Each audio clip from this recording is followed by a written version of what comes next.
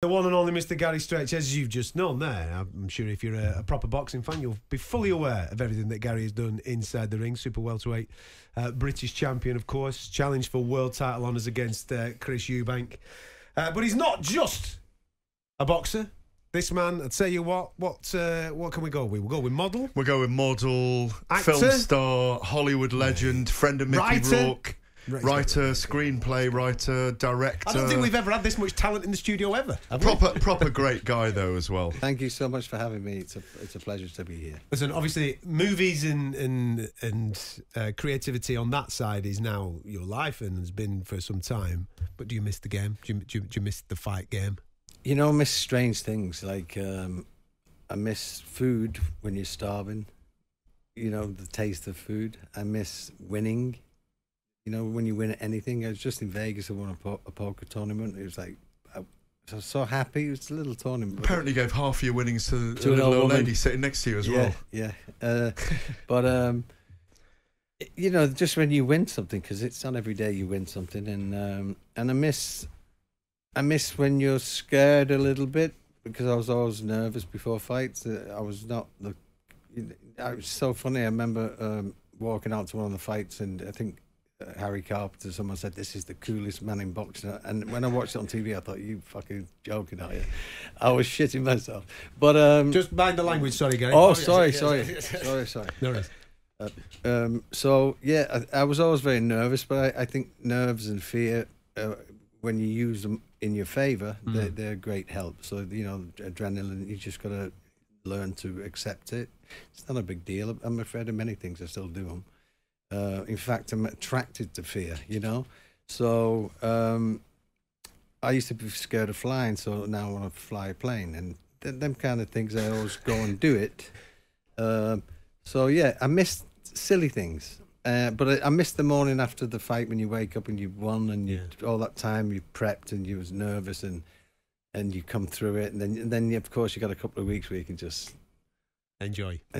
Now life gets boring. What's it like? We just had Archie Sharp in the studio, listening to a young fighter and their plights, going through the things with promoters and sanctioning bodies and all these types of things to try and get to the promised land. I wanted to scream, "Listen to the boys," because you know you don't get a second chance. You can, but there's no need when you're new, when you're coming up. Like, take the time, because you know defeat knocks you back so far, mentally. You know, politically, there's just no need to take risks these days. There's so many opportunities, there's so many titles, there's so many promoters, the new genre of networks. Your chance will come if you're on the brink anyway, and just plan it and make the right choice. Because, like I say, if you don't, then it's a climb of a hill, and of course your value drops, and we're all in the game for one thing, you know, money that no one would do for free. Did you take that gamble against Chris Eubank then? Yeah, I mean, they offered me the fight. I honestly felt I would beat him if I was healthy, you know. But 2.5 weeks notice. I'd had a year out. I was in a managerial dispute, so I took a year out the game, and I sat it out. And as soon as the contract was cleared, they must have been watching the date. I got a phone call. "Do you want to fight Eubank?" And I said, "Absolutely." And they said, "Give me the date." I started laughing. And they said, "Well, I'll have a think about it." I went to bed. I woke up and said, "Let's do it." And I hadn't even had to run in 6 months. And everyone used to think I was a party. I wasn't. I used to play the game a little bit. I'd go out and have apple juice just to take the piss. And they'd think, you know, because I wasn't that courageous. You know what I mean? I'm not going to play games and then go in and fight someone. But it just that I had trained, and I'd fought since I'm 6. So the contract weighed out was for me, it was a rest. I thought, I'll have some time off, let my body rest. And then they offer you an incredible opportunity. And I said, give me. But what had happened is, I think he was due to fight someone else, and something happened, and they needed that date, and anyone with any sense wouldn't jump in at 3 weeks with what's at stake. And then, of course, the foolish Gary Stretch said, I'll do it. The modern boxing fans obviously know your career, and people go back and watch. You had a style very similar to Joe Calzaghe. You were an incredibly fast, aggressive southpaw.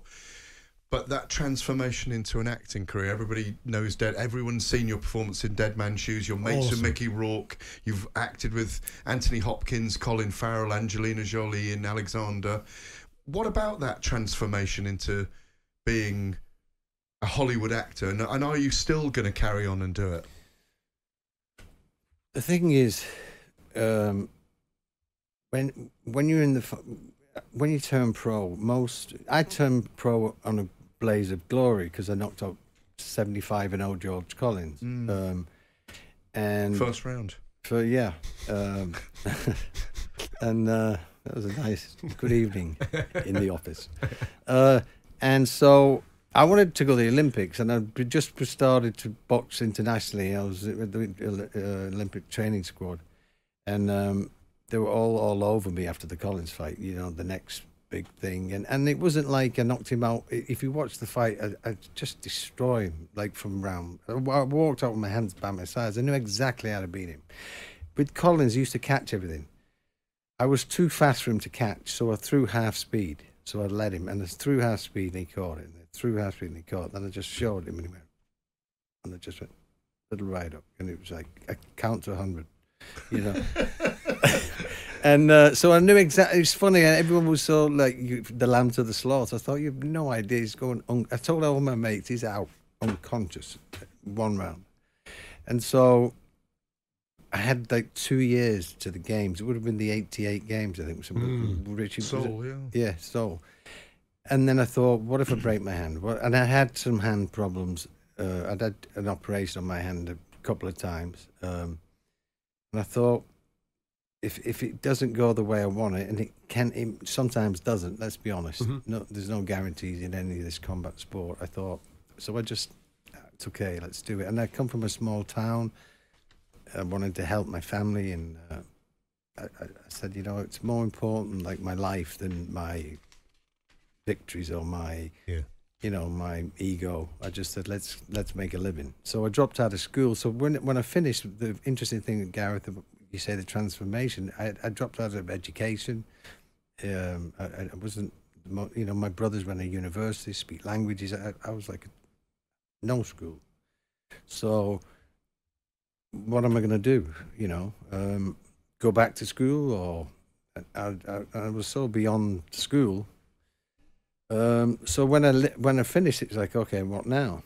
And I went to LA to see a friend. I used to train with Freddie Roach in Vegas. So I used to go LA, London, LA, Vegas, and I never stayed in LA. My mate was an actor. You got to come. And when I was thinking about finishing, instead of going straight home, I went to see him, and he was going on an audition. And he said, can you wait in the car? Pick me up from the airport. I sat in the car. It was a rainy day. An incident happened with some people and an old lady, and I got out, and she thanked me, and she ended up saying, are you staying there? And, are you an actor? I said, no, I'm a pro fighter. And anyway, she said, let's have lunch.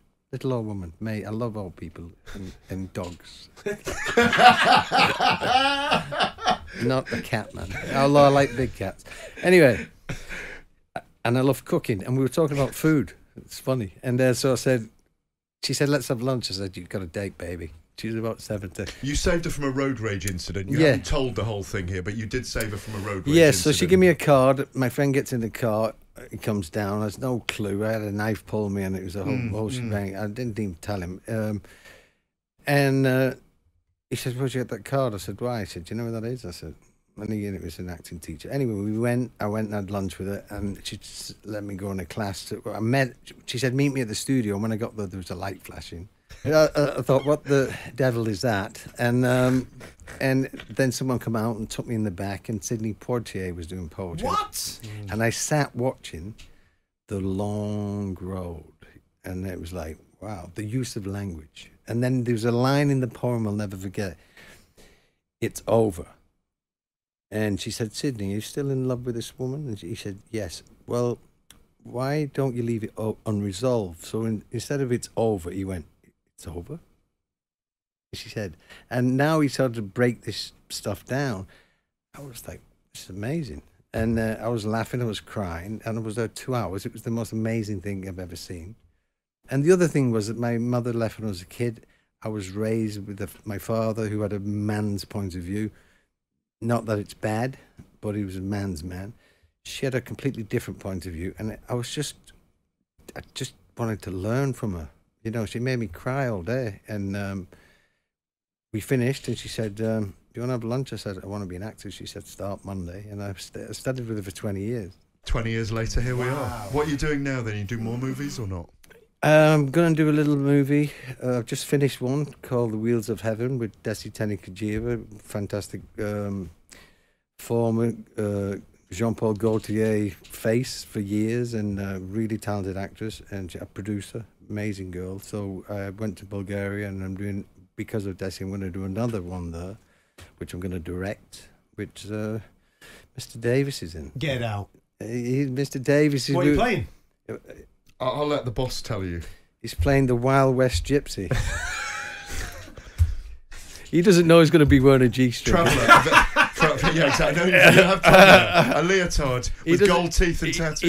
He has it in the wardrobe, but he's in stilettos and no, it's a fantastic. I wrote it for him because he needs to do one for fun. I've known him a long time. And I said, "Gareth, it's your time, baby." Should I accept with this madman? Absolutely, mate. Yeah, well, I've said yes already. So how long's the shoot in Bulgaria? That could be carnage with you two out there. Oh God, yeah. If I get to it, if we do rehearsals, I won't get to the movie with him. I said to Gareth, "When did you stop drinking and driving?" He said, "Last week." And I said, "Why?" And he said, "I spilled too much." No, it's going to be probably a six-week shoot, and we're probably going to schedule it middle of the year. It's actors' schedules and then weather. You know, Bulgaria, it's a drive movie. Yeah. But yeah, we've just finished this little one with Mickey Rourke, with Desi, and that's coming out soon, called The Wheels of Heaven, and the whole process of that film and the fantastic crews and everything. Desi introduced me to a whole new world of filmmaking, the best crew we ever worked with. It was amazing, and she did a job she produced the whole movie. But I've done a lot of movies, but the way she operated and everything was done so brilliantly, I thought, I got to go back and make movies in Bulgaria. So I'm doing a bunch of projects. We're lining them up. And so that's the next thing. And of course, putting out the film we just did now, which is going to come out soon. So that'll be 2 Bulgarian projects, and then, unemployed again. Winning poker tournaments in Vegas by then. Exactly. I'll be calling talkSPORT. You need a commentator. Exactly. Absolutely. Listen, this door's all, I think we're going to be doing this a few more times. There's no doubt about that. There's so much to tell. I've been a massive fan of yours, honestly, and I've watched talkSPORT for so long. It's one of my favourite shows. And I told Gareth when he sort of talked about the show, I said, it's a really, really good show. And I'm not a fan of many of them. And then, it's funny, there's a whole big gap in the market for me. I know there's a lot of Johnny Nelson and all these guys who are doing this commentary, and I love them all as people, but I don't think there's a decent sports commentator out there right now. I think they're all a little politically safe. I know who's going to win 90% of the time. We all do. It's, which hole did you dig that guy up from? My granny beat him, but they all create. And I remember when I fought Eubanks, there was Jim Watt commentating, partial, and Barry McGuigan was working for Barry Hearn, and it was, if you turned if you watch 2 commentaries, it's 2 different fights. And it does matter, And I even had someone apologise to me, who was McGuigan's friend, who said, "I'm sorry that," either a family member, "I'm sorry my uncle commentated the way he did. He was so wrong." And it is what it is. But Barry's saying he's going to get killed, and then the interview Michael Watson, who's ringside during the fight, and Watson says, "Gary's beating him every round. It's amazing." Blah blah blah blah. So it's like, it'll always be a sport of opinions. There's always going to be, and I understand. It's like what I'd like to ask you this: the Josh Taylor, yes. Catterall, yes, Who do you think won it? The first fight? Yeah. Jack Catterall. Okay. Yeah, I had Jack Catterall just winning, yeah. Okay. I couldn't give it to Jack Catterall. And you know what? I kind of watched highlights. And then when I was going to do our podcast, I thought, or this podcast, I thought, because it's coming up next, I thought maybe they'll ask me, you know, Catterall's coming up. There's the April the 27th, yeah. Yeah. If you watch the fight, Josh Taylor tries so hard to have a fight. He really, and he was exhausted by trying to pull Catterall off him. He hung on to him for dear life for 12 rounds. Round his neck, he never let go of him. He had a little success when he threw his hands, Catterall, and it was amazing. It was a close, scrappy fight. Yeah, but every view. time a fight never happened. Have you got an extra 10 minutes that you can give me? Because we need to go to break. We'll talk Jack Catterall and Josh Taylor next. I love you. I'm staying. Okay. The press tour has been taking place this week for Josh Taylor. Jack Catterall Part 2. Leeds is the destination on April the 27th. £140 is where it's going to be taking place. The rematch. Gareth, what have you made of the Edinburgh, Manchester, and then the talkSPORT escapade on Wednesday between the two men? Well, you always get a lot of ignition and more ignition when you have a live crowd into a press conference. And I remember with Tony Bellew and David Hay, that happened as well. And so you get barracking from the crowd. It creates an atmosphere. And I think it fires the fighters up more. There's a natural enmity here anyway between them. A man who feels he's been morally wronged and a guy who feels like, why am I being blamed for everything in Catterall and Taylor respectively. I'm very, very excited about the rematch, and I think the way they've sold it this week makes, and it's not a pay-per-view, which I'm really pleased about. The way they've sold it this week with those 3 days was absolutely brilliant. Gary Stretch is in the studio with us, former super welterweight British champion. What have you made of firstly, the first fight? You kind of were touching upon it a minute or two ago. The fallout and everything that you've seen this week between the two guys, because there's a lot of British fight fans that are extremely excited of seeing them going at it again in April. You know, we've all got opinions on the fight. It was a close fight. We all know if it's really close, you've got to take it off a champion. My argument with the first fight was, it was a moral argument, which was Catterall held so much, he never really got into a fight. On the few times he let his hands go, he had success, so he should have done more. The big change this time, Josh Taylor went after him. He almost looked desperate, didn't he? He was chasing him. I think if Taylor's smart this time, he'll say, okay, let's have a fight, come beat me. And make the fight go the other, go on his back foot and let Catterall come to him. And if he doesn't come to him, don't have a fight. Rather than go to him, overcommit, get caught up in these horrible clinches all the time. It's a nightmare, the fight. He said that in talkSPORT this week, didn't he? That's what he said. If he comes to fight, we'll have a proper fight, didn't he? When he was in studio. Yeah. So, but if he's not going to fight, you've got to adjust. So then I would just say, okay, let's fight. And then I would go on my back foot. I'd make Catterall change his plan, get him uncomfortable. And I think Taylor's good enough and smart enough and has the pedigree to do it. As you said, Gareth, if the weight is not an issue, Taylor should beat him. How important are British rivalries at this point? Because best in the world. We're seeing a lot of fights going away from the UK at the moment. We need those British rivalries, don't we, to bring the fans in, to get them excited for the big nights. Incredible. And there's nothing like a British rivalry for me. Yeah, I miss, and we had a lot more in the old days, you know, with the Minter Simpson and you know, all the Ben Eubank, and you guys know more about boxing than me. But who wins out of, very quickly then, while we've got you in, does Fury beat Usyk in your view, and will we see Fury against Anthony Joshua? Talking of British rivalries, batters him. Which way? Fury batters him. An embarrassment. Trust me, that I'm going out on a limb. Against Usyk, absolutely destroys him. And then Joshua.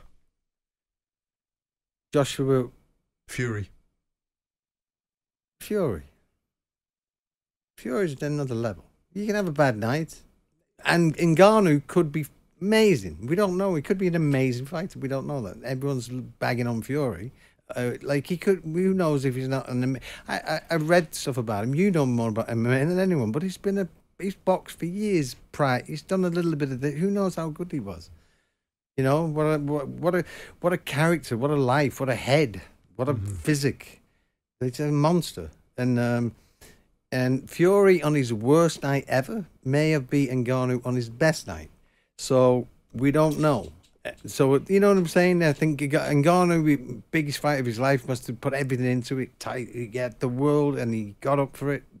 And Fury didn't. So I look at it like Fury on his worst night beat Ngannou on his best night. And the other thing is, I don't know how big a puncher is Ngannou is at this weight at all, because it was a glancing unusual blow. Other than that, Fury never got hurt at all. It was like, he never got hit much, really.